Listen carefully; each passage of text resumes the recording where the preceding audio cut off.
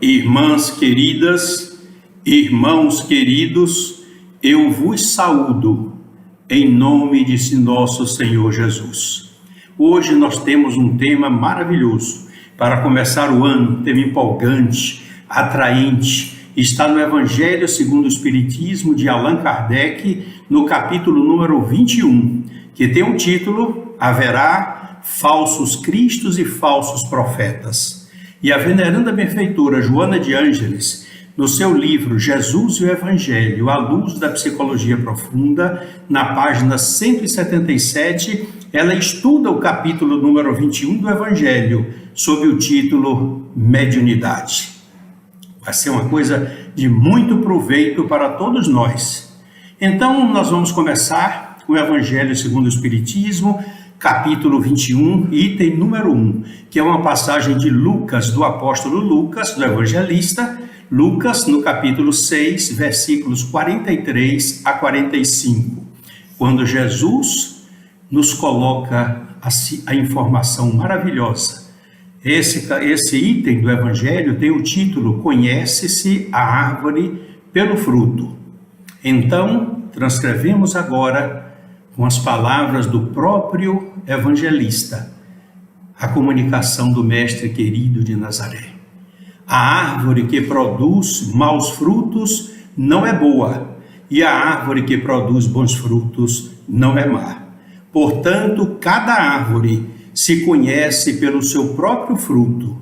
Não se colhem figos nos espinheiros, nem cachos de uvas nas sarças. O homem de bem tira boas coisas do bom tesouro do seu coração, e o homem mau tira coisas ruins do mau tesouro do seu coração, porquanto a boca fala do que está cheio o coração. O discurso de Jesus, nesse tópico, a veneranda benfeitora Joana de Ângeles, na página 177, do seu livro Jesus e o Evangelho, à luz da psicologia profunda, quando ela começa no primeiro parágrafo, dizendo: o discurso de Jesus nesse tópico atingia mais profundidade, rumando para o infinito, com o objetivo de consolidar os seus ensinamentos e exarar condutas lúcidas em relação ao futuro que nós estamos vivenciando agora com a profusão, a difusão da mediunidade.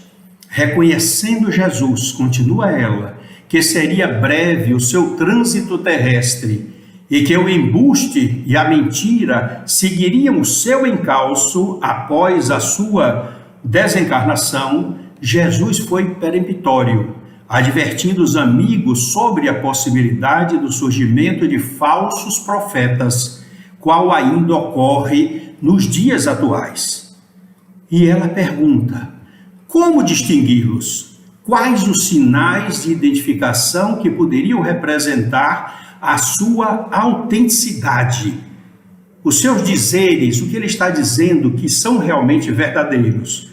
E de imediato, a imagem da árvore foi tomada como significativa e definidora da legitimidade de cada ser, irretorquível pelo seu conteúdo específico, graças ao qual a árvore que produz maus frutos não é boa, e a árvore que produz bons frutos não é má.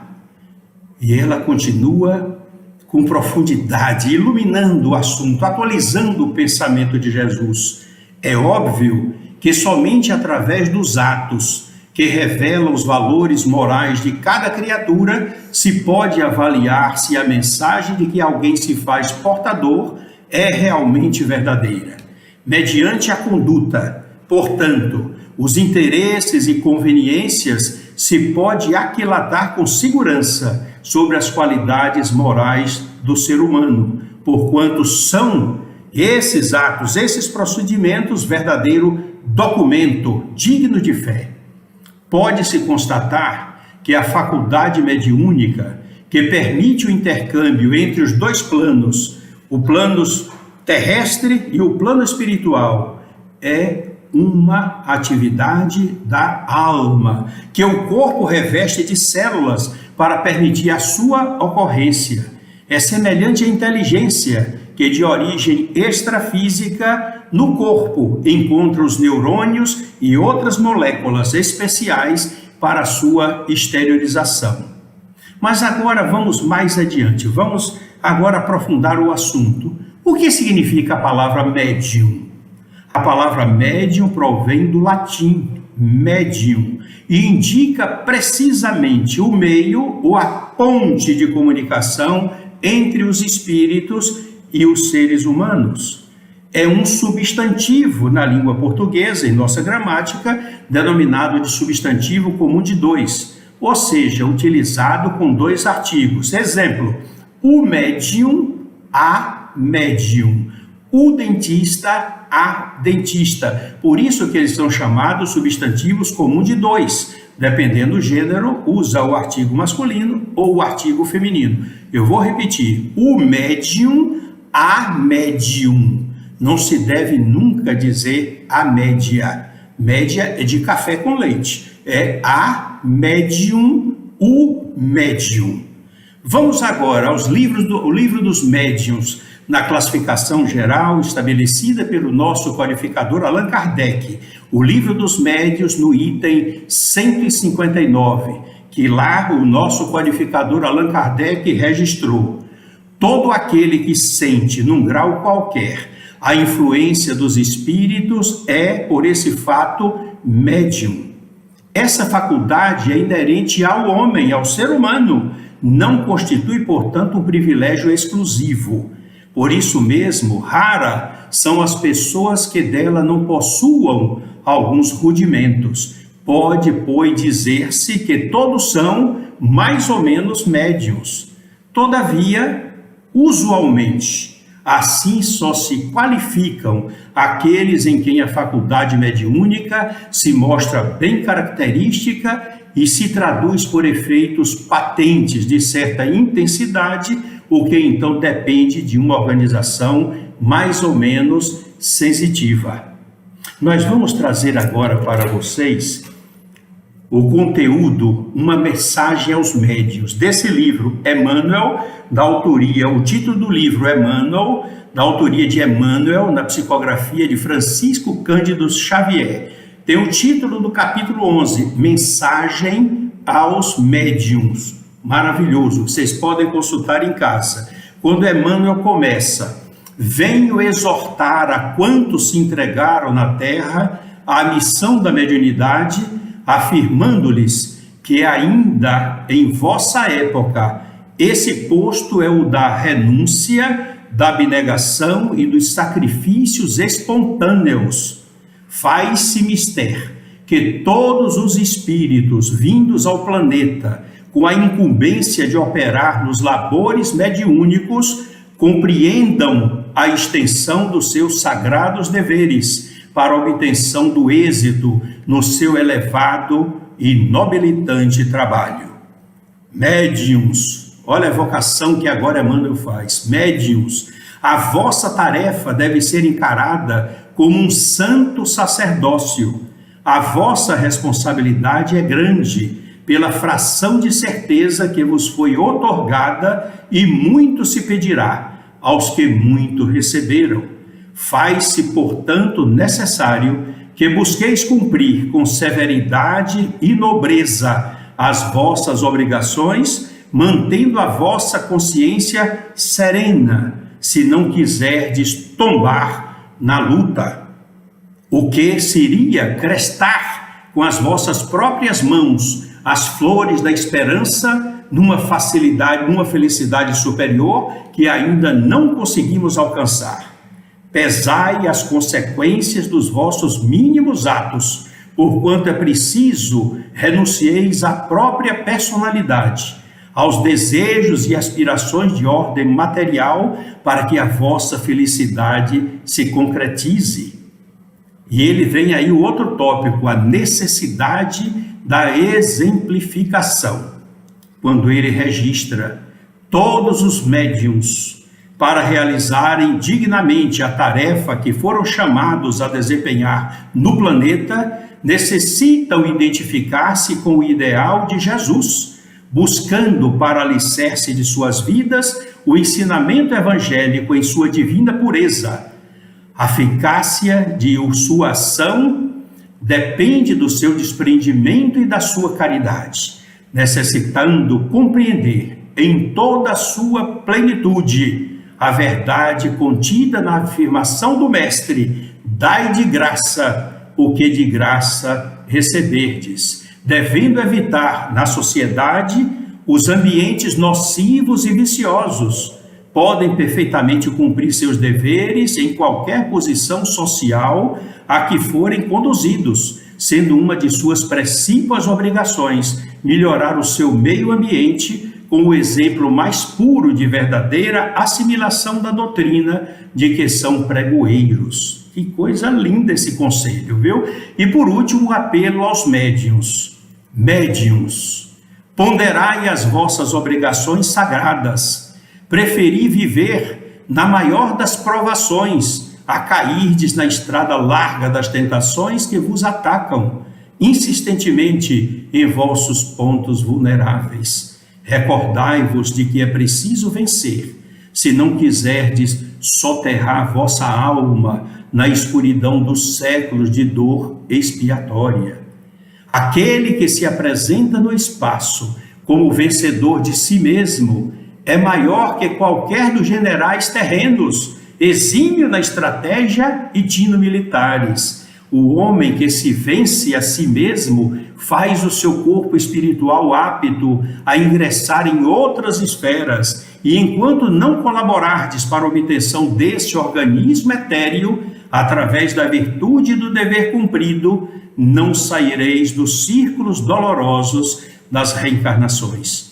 São palavras que estão contidas no livro Emmanuel, o título do livro, da autoria do Espírito Emmanuel, na psicografia de Francisco Cândido Xavier. E agora, nós vamos concluir do livro Pegadas na Areia, autora Margaret Fishback Powers, editora Fundamento. É uma poesia que, ao eu declamar para finalizar a nossa mensagem, que talvez vocês digam, essa areia eu já conheço, mas vocês talvez não conheçam a história.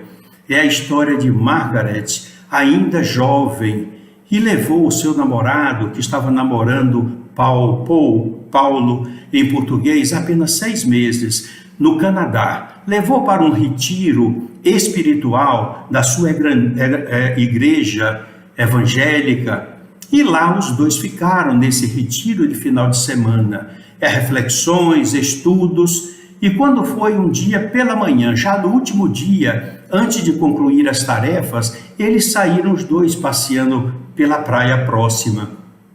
E ao virem retornar, eles observaram que na praia eles deixavam, né, as 4 pegadas, 2 pares, a dele e a dela, de Paul e de Margaret, estavam lá. Mas em determinados momentos a maré avançou e apagou algumas pegadas. Então ela disse: olha, Paul, como a vida é lamentável. Isso parece me trazer uma mensagem de que os nossos sonhos não poderão ser realizados. Naquele momento ela pensava justamente que Paul, ela havia conhecido há pouco tempo e tinha um passado de drogas, de violência, que ela mal conhecia, mas só que ela desconhecia o destino, que Deus havia preparado os dois para uma nova sementeira dentro da igreja evangélica que frequentavam.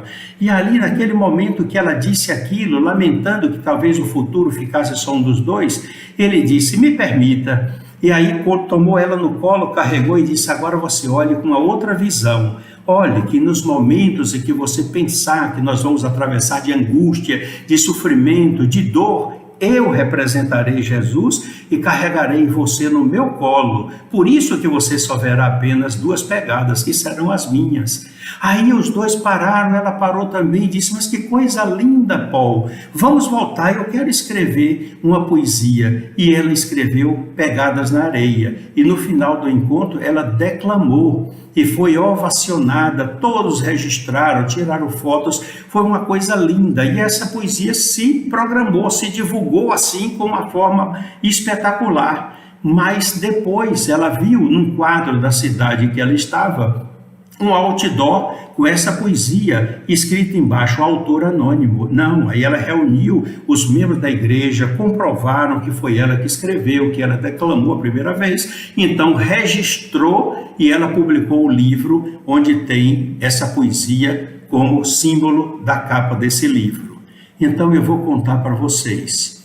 Uma noite eu tive um sonho, ela escreveu, né? Uma noite eu tive um sonho. Sonhei que estava andando com o Senhor Jesus e através do céu passavam cenas da minha vida. Para cada cena que se passava, percebi que eram deixados 2 pares de pegadas na areia. Um era o meu e o outro do Senhor Jesus.